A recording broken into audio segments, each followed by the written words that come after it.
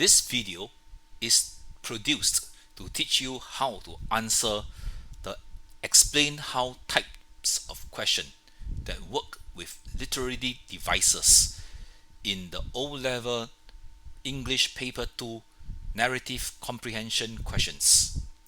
Let us read the passage first. The unluckiest dunk. The gymnasium hummed like a beehive struck by a stick.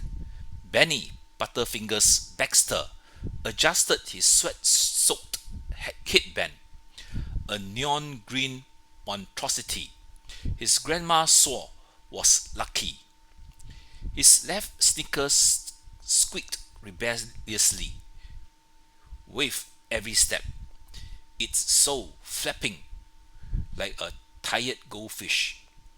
Across the court, Chad the Cannon Thompson dribbled effortlessly, muscles gleaming under the lights like polished mahogany.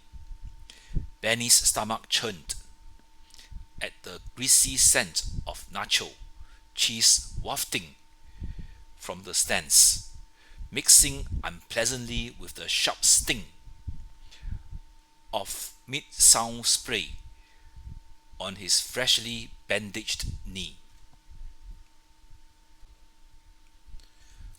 Whack! The ball, a runaway cannonball, slammed into Benny's face with the force of a frying pan, making his eyes water. "Heads up, Baxter," chuckled Coach Rigby, whose t-shirt read, "Pain is weakness leaving the body," in cheerful bubble letters. As Benny stumbled, his lucky headband slid over his eyes like a blindfold. Blinded, he tripped over the mop bucket Janitor Carl had warned him, slippery as eels skate about, and crashed burn first into the trophy case. Glass rained down in ironic glitter as the 1972 Perfect Season Cup toppled on his foot. The crowd's gasp morphed into hysterical laughter when the stadium speakers blasted "Happy Birthday" instead of the foul buzzer. Through the chaos, Benny spotted Lila Martinez, the girl he had promised a victory dance. Miraculously, Benny's flailing free throw swished through the net. The cameras just dropped. "Lucky punk," he muttered, just as Benny's lucky headband spontaneously combusted in the janitor's bucket.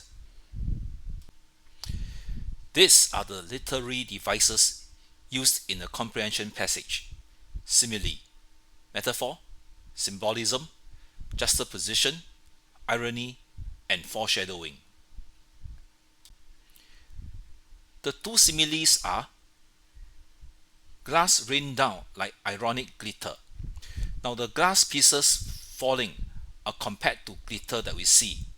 This is to show the contrast between danger and brilliance. The second simile is sole flapping like a tired goldfish. This highlights the shoe absurd floppiness because Baxter's left shoe is spoilt and his sole is flapping. In this passage, there are two metaphors that do not use the word is. For example, the first metaphor, his body, a polished mahogany sculpture, is the same as his body is a polished mahogany sculpture. Just that in this case, the both writings shows that this guy is a very well-built guy. Now the basketball, hyphen, a runaway cannonball, hyphen again, is to show that the ball is a runaway cannonball. This sentence shows that the basketball has been transformed into a very destructive and dangerous projectile.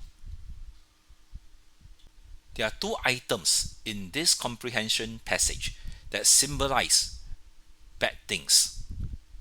The first one, the neon green headband given to Baxter by his grandmother symbolizes false hope. The trophy that landed on his leg, the 1972 perfect season trophy, represents shattered dreams. The most obvious juxtaposition will be the t-shirt that the coach is wearing.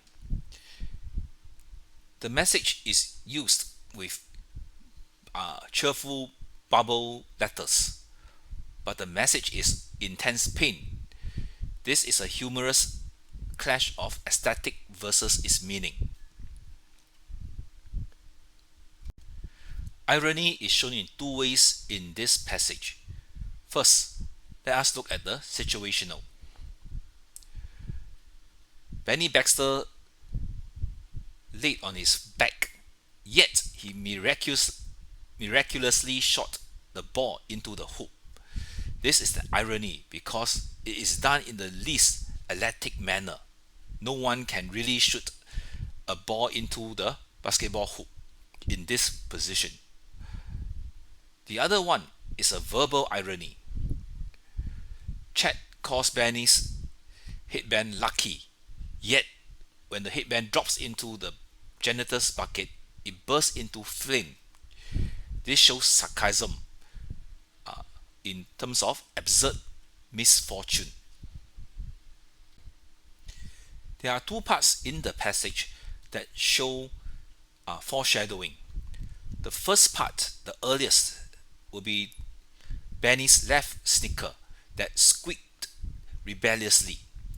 This shows that there is impending shoe malfunction.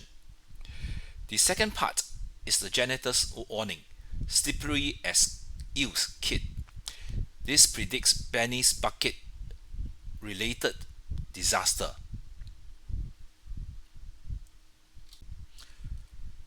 Question 1. Foreshadowing. Explain how foreshadowing, squeaked rebelliously, used to describe Benny's sneaker, helps show that his shoe might cause a problem later.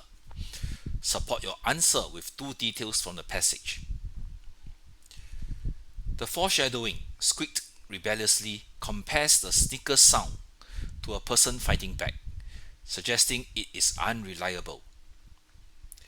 The two details are: the first one, its sole flapping like a tired goldfish, shows that the shoe is old and worn out.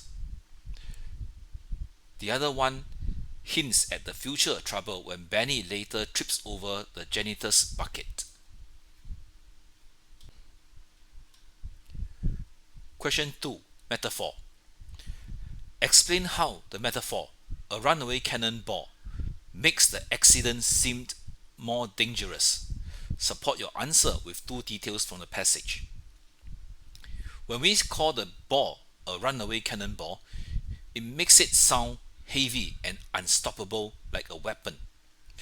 The detail, first one, hit forcefully into Benny's face, emphasizes the force the ball hitting Benny.